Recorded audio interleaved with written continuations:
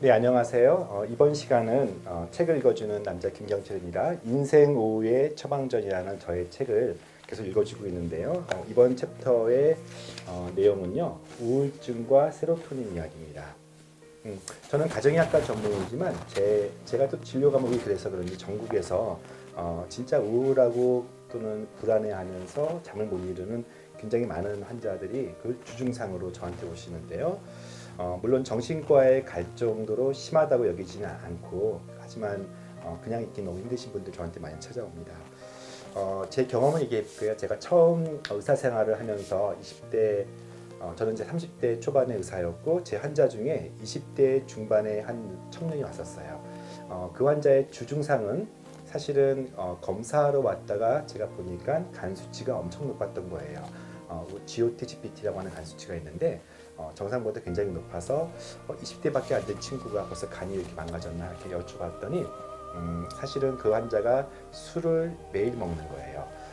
보통 같은 의사면 바쁜 진료 시간에 제가 간장약만 주고 간 수치 떨어뜨린 약만 주고 한 달 뒤에 오라고 할 텐데 갑자기 궁금증이 생겼어요. 이 친구는 왜 술을 매일 먹는가 여쭤봤더니 자기가 잠을 잘 못 잔다는 거예요. 이런저런 방법을 시도했는데 술을 먹고 자는 게 제일 편하다는 거예요. 젊은 친구가 왜 잠을 못 잘까? 원래 그랬나 그랬더니 그게 아니고 그다음부터 이제 한숨을 쉬면서 자신의 이야기를 펼치는데 유학생이었던 그 친구는요, 사실은 원치 않는 유학생활, 아마 부모님의 욕심에 이끌려서 그런 미국 같은 나라에 홀로 떨어지셨는데 굉장히 어렵죠. 한국말로도 사실은 한국 생활을 하면서 공부하는 것도 쉬운 게 아닌데 그런 낯선 나라에서 원치 않는 시간을 그것도 굉장히 힘들게 보내다 보니까 유학을 결국 중간에 포기했죠. 그래서 결국 이 친구는 대학도 졸업 못하고 유학도 포기하고 애매하게 한국에 와서 다시 집안의 눈치를 보면서 또는 서로 간에 이제 갈등이 생기고 반복이 되면서 자신 탓이 아니라 아빠의 탓으로 이 모든 것이 시작됐다는 강한 원통감이 있었기 때문에 그 원통함 그리고 거기서 나오는 심한 우울감 때문에 사실은 잠을 못 잤던 것이고 그래서 술을 매일 먹었던 거고 그래서 저한테 간 수치가 높았던 거예요. 보통 같은 의사들은 보통 같은 상황에서는 우울증이 드러나지 않을 수 있어요. 조금만 의사들이 관심을 갖고 저희 환자들의 깊은 이야기를 들으면 상당수가 이런 우울증과 관련된 이야기를 많이 해요. 그래서 그 환자의 치료는 간 수치 떨어뜨리는 게 문제가 아니고 술을 먹지 않게 만들기 위해서는 잠을 잘 자게 만들고 또는 근본적인 우울감을 치료하는 게 목표였어요. 2016년도에 발표되었던 어떤 정신질환 실태 조사에서 한국인의 우울증, 얼마나 많은 사람들이 우울증, 여기서 말하는 우울증은 정신과 DSM-4라고 하는 그런 어떤 진단 기준, 아주 엄격한 기준이죠. 그러니까 심한 우울증을 말하는 거예요. 얼만큼 많이 있을까? 남자는 한 3%, 여자는 6.9%. 그러니까 비교적 한 5% 남짓의 남녀 차이가 있지만 우울증이, 그러니까 여기서 말하는 우울증이 꽤 심한 우울증인데, 그럼 DSM-4라고 하는 그런 여러 가지 진단 기준에 의해서 캐치되지 않더라도 제 진료실 현장에서는 제가 한두 마디 가지고 이 친구는 심한 우울증이다라는 얘기를 하는데, 종종 어떤 얘기를 제가 하냐면은 혹시 죽고 싶은 생각 해본 적 있어요? 라는 얘기예요. 그 질문에 그 정도는 아니라고 깜짝 놀라면서 나의 우울증이 그 정도 아니라고 손살에 치는 사람 대부분은 심한 우울증은 아닌데, 그 말이 떨어지게 무섭게 다른 이유로 왔음에도 불구하고 그 질문을 했을 때 잠깐 멈추고 또 눈시울이 붉어지면서 그렇다라고 대답하는 사람들이 의외로 많아요. 저는 복잡한 진단 기준이 아니어도 죽고 싶은 생각을 구체적으로 할 정도의 심한 우울증이면 즉 세로토닌이라는 약물 중심으로 처방을 하고 또 끌고 나가기도 합니다. 그만큼 많은 사람들이 힘들어하고 내가 죽을 정도로 또는 죽고 싶을 정도로 삶의 의욕이 떨어져 있는 경우, 특별히 코로나 시기에 우울과 관련된 이슈들이 굉장히 많이 있죠. 그래서 이런 사람들을 어떻게 진료 현장에서 마음이 힘들어하시는 분들을 어떻게 낫게 할 것인가에 대해서 얘기합니다. 제가 앞서도 성경에서 여러 우울증 호소하시는 분들이 많다고 얘기드렸죠. 한번 좀 볼까요? 예를 들면 좀 전에 그 전 영상에서 제가 말씀드렸던 것처럼 바알의 선지자들을 극적으로 이겨낸, 그래서 굉장히 승리에 도취되어도 충분할 정도의 그런 상황 속에서도 바로 그 승리가 가시기도 전 직후에 사막의 한 나무, 루뎀나무에서 탈진해서 죽으면서 죽고 싶어하는 마음으로 차라리 내가 죽고 싶습니다. 내 생명을 거두십시오. 나는 내 조상보다 낫지 못합니다. 하면서 자기 비하 그리고 절망을 호소하는 그런 엘리야의 모습도 나오죠. 뿐만 아니라 이스라엘의 첫 번째 왕이었던 사울 왕 역시 극심한 우울감 그리고 낮은 자존감에 근거한 열등감 때문에 어린 다윗을 시기하고 질투하기도 하죠.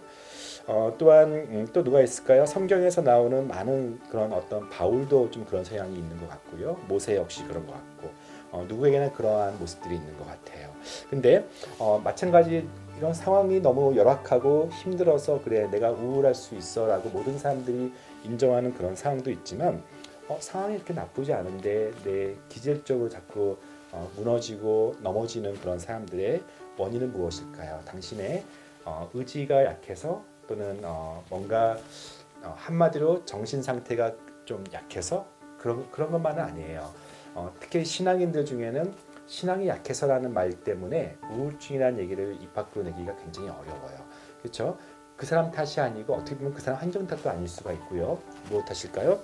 바로 신경 전달 물질인 세로토닌이 남들보다 많이 부족해서 그렇다는 게 현대 정신과학의 정확한 진단, 원인에 대한 분석이에요. 이러한 부분들을 저희 진료실에서는 세로토닌을 어떤 방식으로든지 평가를 하고 특별히 약을 먹을 정도, 즉 자살 충동을 느껴서 절실한 도움이 필요한 정도가 아니면은 저희는 가능한 비약물 요법으로 많이 도와주려고 노력합니다. 이 영상에도 그 앞전 제가 말씀드렸던 영상에도 신경 전달 물질 세로토닌 저할 때 어떻게 무엇을 먹고 어떻게 치료하는지에 대해서 자세히 나오니까 참고하시고요. 특별히 그 중에서 한 가지 말씀드리면 세로토닌을 만드는 아미노산 몸속에서 단백질의 분해물인 아미노산 중에 트립토판이라고 하는 아미노산이 있습니다. 이 트립토판, 이 5-HTP를 거쳐서 세로토닌으로 바뀌는데요. 이 트립토판이 사실은 우울증에도 굉장히 도움이 돼서 저희가 약을 먹기 원치 않는 분들은 트립토판을 처방하기도 하고요. 이 트립토판이나 5-HTP가 풍부한 그런 대표적인 음식들이 쇠고기, 돼지고기 등이에요. 그래서 여러분들 주변에 힘드신 분들 있으면 고기 먹어서 이렇게 좀 힘을 내게 해주는 것도 굉장히 좋은 일이고요. 바나나나 견과류 같은 거에도 풍부합니다. 또한 도파민이 떨어져 있는 제가 다음 영상에는 도파민 얘기를 좀 할 텐데 이런 타이로신이라고 하는 아미노산을 주기도 해요. 이처럼 우울증에 대해서 다양한 약물 치료뿐만 아니라 영양 치료, 또 인지 행동 또는 요즘은 TMS라고 하는 그런 치료도 있습니다. 성경에서는요. 우리의 연약함 또는 우울감은요 결코 죄의 결과 또는 우리의 부족한 신앙 또는 하나님이 저주하는 어떤 형벌적인 부분이 아니라 내가 먼저 연약함을 경험함으로 다른 아픈 이들을 공감할 수 있는 어떻게 보면은 진심으로 자신의 인생뿐만 아니라 남의 인생도 풍요롭게 할 수 있는 은혜의 통로라고 이야기하고 있습니다. 나의 연약함이 또는 나의 우울 기질이 언젠가 또 다른 연약한 사람을 살리는 도구가 될 수 있다는 말씀입니다. 예수님이 말씀하신 산상수훈의 그런 8복 중에 한 복이 있어요. 다음과 같이 말씀을 합니다. 때로는 우리의 슬픔이 복이 된다고 하시면서 마태복음 5장 4절에 애통하는 자는 복이 있나니 그들이 위로받을 것이요. 또 마태복음 5장 7절에 긍휼히 여기는 자는 복이 있나니 그들이 긍휼히 여김을 받을 것입니다. 인생의 8복 중에 내가 우울하고 내가 슬프고 내가 애통하는 것이 복이 있다라고 하는 그런 성경 말씀들을 잠깐 나눴습니다.